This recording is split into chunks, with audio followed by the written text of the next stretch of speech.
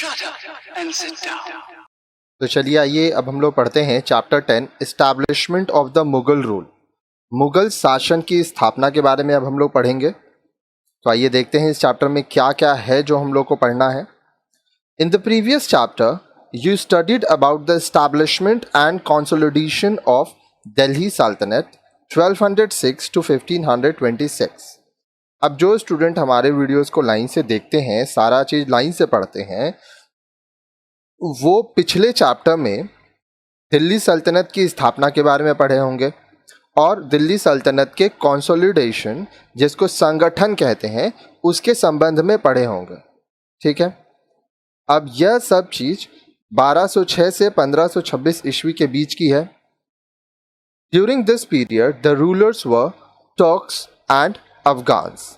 इस अवधि के दौरान शासक थे तुर्क और Afghan. You must have noticed that throughout the Sultanate period there was constant struggle between the various Turkish groups and Afghans. आपने यह भी ध्यान दिया होगा कि पूरे सल्तनत शासन के दौरान बहुत सारे तुर्कों समूह और अफगानों के बीच संघर्ष होता ही रहता था, युद्ध होता ही रहता था। The disintegration of the Delhi Sultanate led to the emergence of various regional powers. अब देखिए, दिल्ली सल्तनत की समाप्त होने के कारण यहाँ विभिन्न प्रादेशिक शक्तियों का उद्भव हो गया था।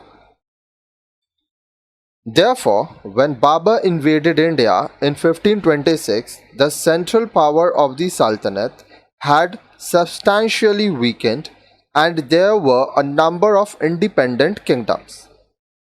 अब देखिए, इसलिए जब 1526 में बाबर ने भारत पर आक्रमण किया तो दिल्ली सल्तनत की केंद्रीय शक्ति, जो कि बहुत ही बिखर गई थी, छोटी भी हो गई थी, और प्रादेशिक स्तर पर अनेक स्वतंत्र साम्राज्य पैदा हो गए थे।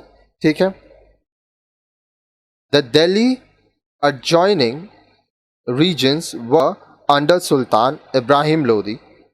Other important kingdoms were Gujarat, Malwa, Bengal, Bijapur, Golconda, Ahmednagar, Berar, Mewar, and Vijayanagar Empire in the south.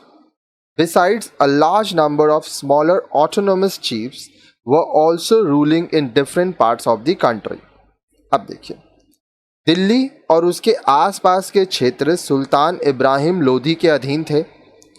अन्य महत्वपूर्ण साम्राज्य थे गुजरात, मालवा, बंगाल, बीजापुर, गोलकुंडा, अहमदनगर, बरार, मेवाड़ और दक्षिण में विजयनगर का साम्राज्य।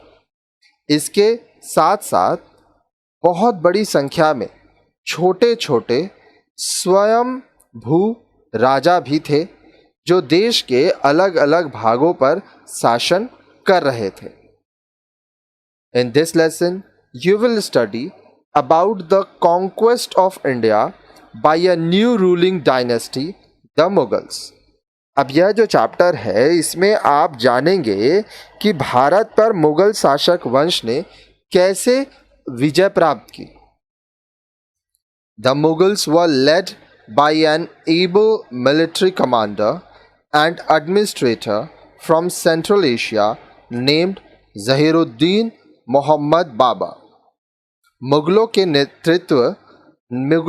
का नेतृत्व मध्य एशिया से आए एक बहुत ही योग्य सेनापति और प्रशासक जहीरुद्दीन मोहम्मद बाबर के हाथों में था। His successors were successful in establishing an all-India empire gradually. We will study the details of this process of conquest and consolidation in this lesson. Let us begin with the advent of Babur in India. अब देखिए, बाबर के जो उत्तराधिकारी थे वह धीरे धीरे संपूर्ण भारत में एक छत्र राज्य स्थापित करने में सफल हो गए। तो हम लोग ये चैप्टर में ये देखेंगे कि किस तरह से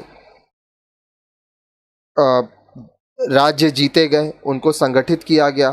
तो आइए भारत में बाबर के आगमन की शुरुआत के बारे में पढ़ेंगे हम लोग। तो इससे पहले हम लोग ये देखते हैं कि यह जो चैप्टर है इसका पढ़ने का हमारा ऑब्जेक्टिव्स, उद्देश्य क्या है। After studying this lesson you would be able to, इस पाठ को पढ़ने के बाद आप क्या कर पाएंगे, know the circumstances under which Babur invaded India, Babur की उन परिस्थितियों के बारे में बता सकेंगे जिसमें उसने भारत में प्रवेश किया। Describe the reasons for the success of Mughals against Indian rulers, भारतीय शासकों पर मुगलों की जीत की सफलता के कारण बता सकेंगे आप। List the challenges faced by Humayun after Babur's death, Babur की मृत्यु के बाद हुमायूं को किन किन चुनौतियों का सामना करना पड़ा उसके बारे में हम लोग पढ़ेंगे।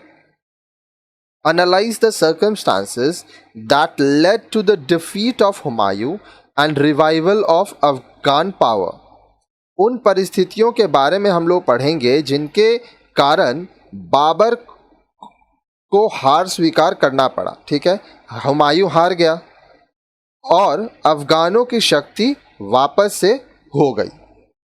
Describe the events leading to recapture of India by Humayun, Humayun द्वारा दोबारा भारत पर विजय प्राप्त करने से संबंधित घटनाओं के बारे में हम लोग पढ़ेंगे। Give an account of the expansion and consolidation of the Mughal empire under Akbar, Akbar के अधीन मुगल साम्राज्य के विस्तार और संगठन की परिस्थितियों के बारे में हम लोग पढ़ेंगे। Describe the territorial expansion up to the reign of Aurangzeb, Aurangzeb के शासनकाल तक राज्य के प्रादेशिक विस्तार का विस्तृत वर्णन करेंगे हम लोग। Analyse the challenges faced by the Mughal empire in India, Bharat में मुगल साम्राज्य को किन चुनौतियों का सामना करना पड़ा इसके बारे में भी हम लोग पढ़ेंगे। तो काफ़ी सारी चीज़ें हैं जो इस चैप्टर में हम लोग पढ़ने वाले हैं। नेक्स्ट वीडियो में आप जो पढ़ेंगे वो होगा 10.1 advent of Babur 1526 to 1530, Babur का आगमन 1526 से 1530 ईस्वी तक।